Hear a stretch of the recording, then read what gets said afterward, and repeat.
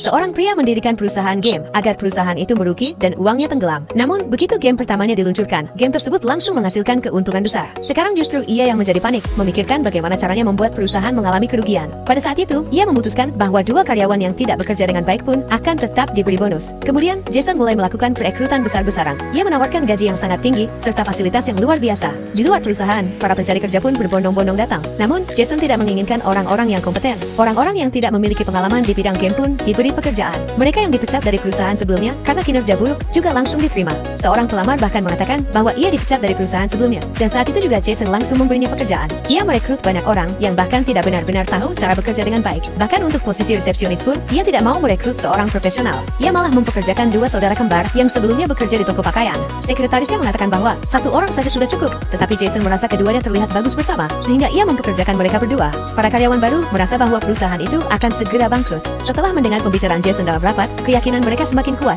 Di perusahaan tersebut, karyawan diberi kebebasan penuh untuk berbicara. Tidak ada larangan datang terlambat. Jason membuat aturan bahwa setiap karyawan wajib menggunakan fasilitas gym dan hiburan perusahaan setidaknya 4 jam setiap minggu, agar kesehatan mereka tetap terjaga. Aturan kedua adalah, setelah libur dan pada hari pertama masuk kerja, semua karyawan boleh menentukan sendiri jam kedatangan mereka ke kantor. Aturan ketiga, tidak akan ada lembur sama sekali di perusahaan itu. Mendengar semua itu, para karyawan merasa bahwa bos mereka agak aneh. Setiap sore, Jason sendiri berdiri untuk memastikan semua karyawan pulang tepat waktu. Namun yang terjadi justru sebaliknya. Dengan fasilitas yang begitu baik, semangat kerja para karyawan malah meningkat. Mereka dengan cepat berhasil membuat sebuah game baru. Melihat hal itu, Jason menjadi panik. Ia mengatakan bahwa semua orang bekerja terlalu keras pada proyek tersebut. Ia menyarankan agar seluruh tim pergi ke Maladewa untuk kegiatan team building. Namun, jelas terlihat bahwa ia hanya ingin menghentikan pekerjaan, sehingga usulan itu tidak disetujui.